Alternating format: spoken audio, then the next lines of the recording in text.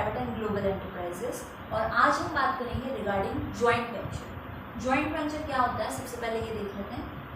To और more firms joins to make a new enterprise, यानी कि जब दो या दो से ज़्यादा फर्म एक साथ ज्वाइन होकर कोलैबोरेट करके काम करती हैं तब वो कहलाता है जॉइंट वेंचर। दो अलग अलग फर्म्स हैं या दो से ज़्यादा भी हो सकती हैं, आपस में ज्वाइन होकर जब वो काम करने लगती हैं, that is known as a joint venture. जैसे एग्जाम्पल हम डिस्कस कर लेते हैं, मारुति एंड सुजुकी। इसमें मारुति जो है ये एक इंडियन कंपनी है एंड सुजुकी जो है एक जापानीज कंपनी है। दोनों आपस में ज्वाइन होकर वर्क करने लगी तो वो बन गया मारुति सुजुकी इंडिया लिमिटेड। इसी तरीके से हीरो एंड होंडा, हीरो जो थी हमारी इंडिया की कंपनी थी एंड होंडा जो है एक जापानीज कंपनी है। अगेन ये दोनों ज्वाइन होकर एज अ जॉइंट वेंचर काम करने लगी। Similarly Sony and Ericsson, Sony जो है अगेन एक जापानीज कंपनी है एंड एरिक्सन जो है एक स्वीडन देश की कंपनी है। अगेन ये दोनों भी जो है ज्वाइन होकर एज अ जॉइंट वेंचर साथ में वर्क करने लग गए। तो कहने का मतलब है कि जब दो या दो से ज़्यादा फर्म इस तरह ज्वाइन होकर काम करने लगती हैं, then that form of business is known as joint venture.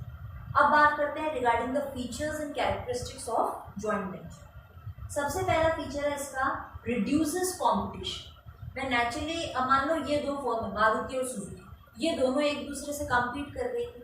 अब जब ये दोनों साथ में आ गई हैं और साथ में मिलकर काम कर रही हैं तो जो कंपटीशन है वो रिड्यूस हो गया। और जब ये दोनों साथ में ज्वाइन हो गई तो उनकी स्ट्रेंथ बढ़ गई है इन एवरी टर्म, चाहे वो कैपिटल को देखा जाए, चाहे स्किल्स को देखा जाए, चाहे टेक्नोलॉजी को देखा जाए, सभी चीज़ों में जो है अब इनकी स्ट्रेंथ बढ़ गई है। अब ये कंबाइन होकर किसी भी थर्ड पार्टी से कम्पीट करेंगी तो कंपटीशन जो है वो बहुत हाई लेवल का होगा। तो नेचुरली जॉइंट वेंचर जो है वो कंपटीशन को रिड्यूस करता है एंड स्ट्रेंथ को डेवलप करता है।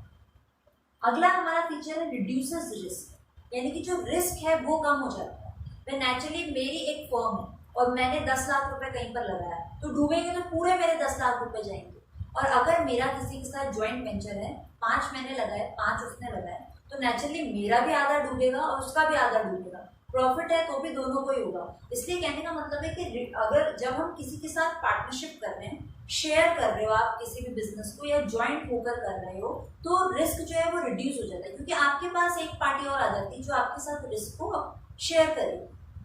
थर्ड हमारा जो फीचर है protection for small company. Naturally जब बहुत सारी छोटी छोटी कंपनीज हैं वो कंबाइन होकर ज्वाइन करके अगर एक बड़ा वेंचर बनाती है तो उनको जो है एक प्रोटेक्शन मिलता है। नेचुरली छोटी कंपनीज जो है वो मार्केट के कंपटीशन में सर्वाइव नहीं कर पाएंगी और उनको जो है अपना जो बिजनेस है वो भी प्रॉपरली नहीं कर पाएंगी अगर मार्केट में बहुत सारी लार्ज कंपनीज प्रेजेंट है।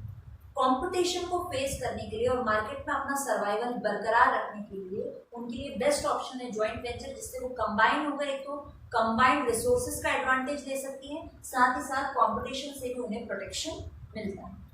अगला हमारा फीचर है एडवांस टेक्नोलॉजी।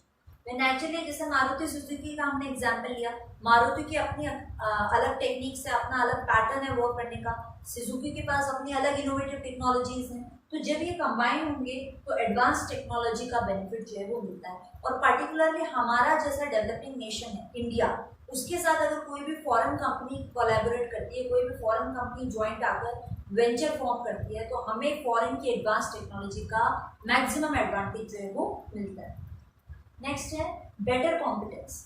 नेचुरली आपके पास अपनी स्किल्स हैं, अपनी कैपेबिलिटीज हैं, आपको अगर कोई और बंदा ज्वाइन करता है तो उसकी कैपेबिलिटीज, उसकी स्किल्स का भी बेनिफिट जो है वो अब आपको मिलने लगेगा। तो कहने का मतलब है जो कॉम्पिटेंस है, जो कैपेबिलिटी है वो बढ़ जाती है। Next large capital. नेचुरल सी बात है, एक तो आप अकेले खुद की कैपिटल, खुद के रिसोर्सेज लगा रहे थे, अब आपके साथ कोई और बंदा आ गया जो आपके साथ सब चीज़ शेयर करेगा, कैपिटल भी शेयर करेगा, रिस्क भी शेयर करेगा, प्रॉफिट भी शेयर करेगा, मैनेजमेंट भी शेयर करेगा। तो जब आपके साथ एक और बंदा शेयर करने वाला आ गया है तो कैपिटल जो है वो आपको लार्ज अमाउंट में मिलेगा और उसका बेनिफिट दोनों को ही इक्वली मिलेगा। नेक्स्ट है रिडक्शन इन कॉस्ट। नेचुरली जब सब चीज़ें शेयर हो रही है, चाहे मैनेजमेंट हो, कैपिटल हो, रिस्क हो, तो कहने का मतलब है कि जो हमारा कॉस्ट है उस पर भी इसका इम्पैक्ट पड़ेगा। कुछ रिसोर्सेज हमारे पास थे, कुछ रिसोर्सेज हमारी अदर पार्टी के पास हैं। जब दोनों ही रिसोर्सेज को कंबाइन करके एक पूल फॉर्म में यूज किया जाएगा तो नेचुरली कॉस्ट के ऊपर इसका इम्पैक्ट पड़ेगा और रिड्यूस होगा। मान लीजिए मेरी एक फर्म है जो रॉ मटेरियल बनाती है और मैंने जिस फर्म के साथ ज्वाइन किया है, एक वेंचर फॉर्म किया है, वो फिनिश प्रोडक्ट बनाती है। तो अब रॉ मटेरियल और फिनिश प्रोडक्ट दोनों एक ही जगह बन रहे हैं, तो नेचुरली जो कॉस्ट है वो रिड्यूस होगा और रिडक्शन इन कॉस्ट का एडवांटेज हम दोनों को ही मिलेगा। नेक्स्ट हमारा फीचर है पार्टनरशिप बिटवीन 2 और मोर कंपनीज। अब यहाँ पे कहने का मतलब है कि 2 या 2 से ज्यादा कंपनीज भी मिलके ज्वाइंट वेंचर फॉर्म कर सकती है, चाहे दोनों ही या सारी ही कंपनीज पब्लिक सेक्टर की हो या सारी ही प्राइवेट सेक्टर की हो, या एक पब्लिक और एक प्राइवेट हो गया, ठीक है, 2 पब्लिक और एक प्राइवेट हो गया, किसी भी तरीके से अलग अलग फॉर्म्स को कंबाइन करके जो है ज्वाइंट वेंचर बनाया जा सकता है। तो बेसिकली हम कह सकते हैं कि ज्वाइंट वेंचर क्या है, पार्टनरशिप बिटवीन 2 फर्म्स, ठीक है। जैसे पार्टनरशिप में अपन ने सेकंड चैप्टर में पढ़ा था कि सब चीजें जो है डिवाइड होती है, चाहे रिस्क हुआ, कैपिटल हुआ, प्रॉफिट हुआ, इसी तरह से यहाँ पर भी जो है अलग अलग वेंचर्स, अलग अलग फॉर्म पार्टनरशिप में साथ में काम करने आ रही है, तो अगेन सब चीजें जो है डिवाइड होंगी और इस पार्टनरशिप का, इस डिवाइडेशन का बेनिफिट जो है वो सभी को मिलता है, ठीक है। ये बात होगी रिगार्डिंग ज्वाइंट वेंचर। तो अब हम बात कर लेते हैं regarding the last topic of this chapter, that is public private partnership. यानी कि पब्लिक और प्राइवेट जब पार्टनर्स के तौर पर या पार्टनरशिप के अंदर काम करते हैं, कैसे डिफाइन करते हैं इसको हम? Public private partnership describes a government service और प्राइवेट बिजनेस वेंचर। यानी कि एक गवर्नमेंट सर्विस है और दूसरी तरफ क्या है, प्राइवेट बिजनेस वेंचर है, which is funded and operated through a partnership of government and 1 और मोर प्राइवेट सेक्टर कंपनीज। तो बेसिकली हमने क्या पढ़ा कि पब्लिक प्राइवेट पार्टनरशिप क्या है, जब एक तरफ तो है पब्लिक सेक्टर यानी कि पब्लिक डिपार्टमेंट, गवर्नमेंट डिपार्टमेंट, और दूसरी तरफ है प्राइवेट डिपार्टमेंट, कोई भी प्राइवेट कंपनी या प्राइवेट फर्म, ये दोनों जब आपस में मिलकर पार्टनरशिप में काम करने के लिए एग्री हो जाते हैं तो वो कहलाता है हमारा PPP यानी कि पब्लिक प्राइवेट पार्टनरशिप, ठीक है। एक तरफ तो गवर्नमेंट है और दूसरी तरफ प्राइवेट सेक्टर है। अब वो प्राइवेट सेक्टर चाहे एक ही कंपनी हो, चाहे 2 कंपनीज हो, एंड एक तरफ से जो है गवर्नमेंट सेक्टर आएगा, तो ये साथ में मिलकर एज अ पार्टनर जब काम करने के लिए एग्री हो जाते हैं, that is known as public private partnership. इसको जो है हम इस तरह भी डिनोट कर सकते हैं P3, या इस तरह लिख सकते हैं P3 या फिर PPP। तीनों में ही जो है सिंबॉलिकली अलग अलग तरीके से पब्लिक प्राइवेट पार्टनरशिप को ही डिनोट किया जा रहा है। अब अपन बात कर लेते हैं रिगार्डिंग द फीचर्स और characteristics of public private partnership. सबसे पहला जो इसका फीचर है that is contract between public sector and private party. भाई वही चीज अपन ने पढ़ा डेफिनेशन में भी कि एक तरफ तो है पब्लिक सेक्टर है और एक तरफ प्राइवेट सेक्टर है, दोनों आपस में मिलकर कॉन्ट्रैक्ट कर रहे हैं कि भाई अब now onwards as a partnership firm will work together, okay, that is known as public private partnership. तो कहने का मतलब है कि ये कॉन्सेप्ट जो है एक तरह का कॉन्ट्रैक्ट है, एक तरह का म्यूचुअल एग्रीमेंट है between the public sector and the private sector. दूसरा हमारा फीचर है कॉस्ट ऑफ यूजिंग सर्विस, यानी कि देखो इसका एक एग्जांपल डिस्कस कर लेते हैं पहले। जैसे मान लो एक हॉस्पिटल की बिल्डिंग, ठीक है, जो बनाई किसी प्राइवेट डेवलपर ने, किसी प्राइवेट कंपनी ने हॉस्पिटल की बिल्डिंग बनाई। अब उस बिल्डिंग को बनाने के बाद उस बिल्डिंग को लीज पे दे दिया किसी गवर्नमेंट सेक्टर, ठीक है। तो अब ये गवर्नमेंट जो है, गवर्नमेंट सेक्टर है, ये क्या करेगा, उस हॉस्पिटल के अंदर मेडिकल सर्विसेज स्टार्ट कर देगा और लोगों को मेडिकल सर्विसेज प्रोवाइड कर रहा है। कहने का मतलब है कि जो बिल्डिंग है हमारे हॉस्पिटल की वो किसी प्राइवेट कंपनी ने बनाई है और अब उस बिल्डिंग के अंदर एक सरकारी अस्पताल चल रहा है, यानी गवर्नमेंट का काम जो है उस बिल्डिंग के अंदर चल रहा है। तो ये क्या हो गया, एक तरीके से पब्लिक प्राइवेट पार्टनरशिप हो गया कि पब्लिक और प्राइवेट ने आकर पार्टनरशिप किया, म्यूचुअल एग्रीमेंट किया और अब जो है लोगों को वेलफेयर, लोगों को सर्विसेज मिल रही है और लोगों का वेलफेयर जो है वो हो रहा है। तो अपन अब आ जाते हैं अपने सेकंड फीचर पे जो कि था कॉस्ट ऑफ यूजिंग सर्विस।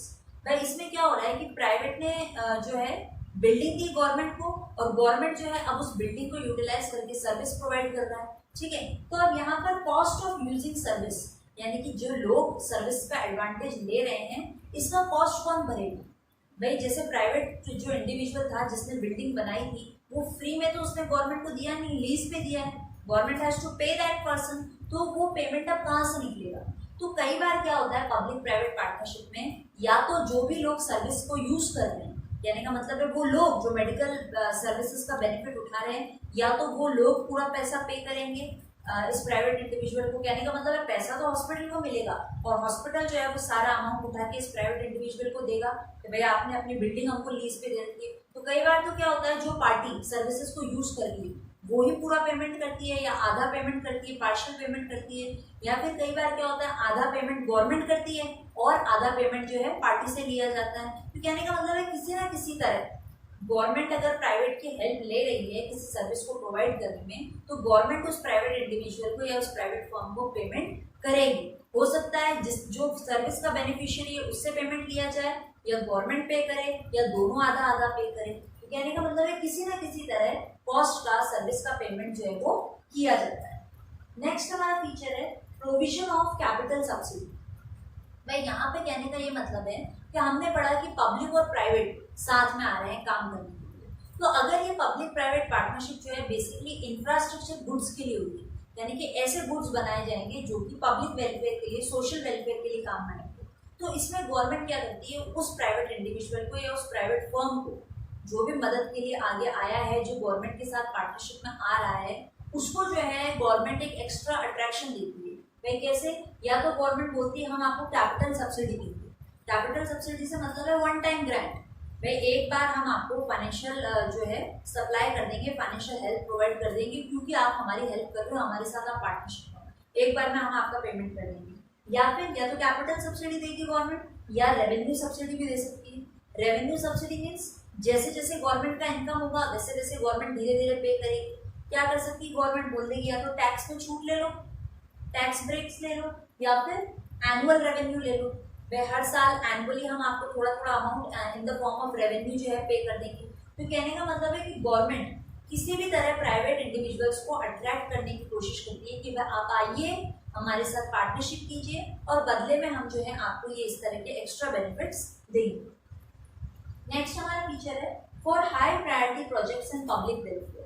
यानी कि पब्लिक प्राइवेट पार्टनरशिप जो है वो बेसिकली जो बड़े बड़े प्रोजेक्ट होते हैं, बहुत इंपॉर्टेंट प्रोजेक्ट होते हैं सोशल वेलफेयर के लिए, नेशनल डेवलपमेंट के लिए, उनके लिए किया जाता है, जो कि पब्लिक वेलफेयर से सीधे सीधे कनेक्टेड होते हैं। क्योंकि गवर्नमेंट का मेन मोटिव होता है पब्लिक का वेलफेयर और प्राइवेट इंडिविजुअल का मेन मोटिव है प्रॉफिट मैक्सिमाइजेशन। तो गवर्नमेंट जो है वो पब्लिक वेलफेयर के लिए कुछ भी करेगी, तो वो प्राइवेट इंडिविजुअल्स के पार्टिसिपेशन के लिए, भाई पार्टिसिपेशन जरूरी है तभी तो पार्टनरशिप होगी। जब कोई प्राइवेट इंडिविजुअल, प्राइवेट फर्म आएगा ही नहीं तो पार्टनरशिप किसके साथ करोगे।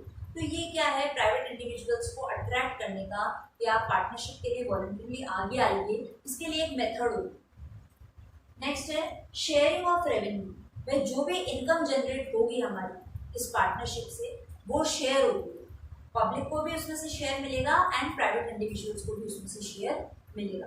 बिकॉज प्राइवेट जो है वो तो प्रॉफिट मोटिव के लिए ही आया है, तो रेवेन्यू जो है वो भी इक्वली शेयर होगा।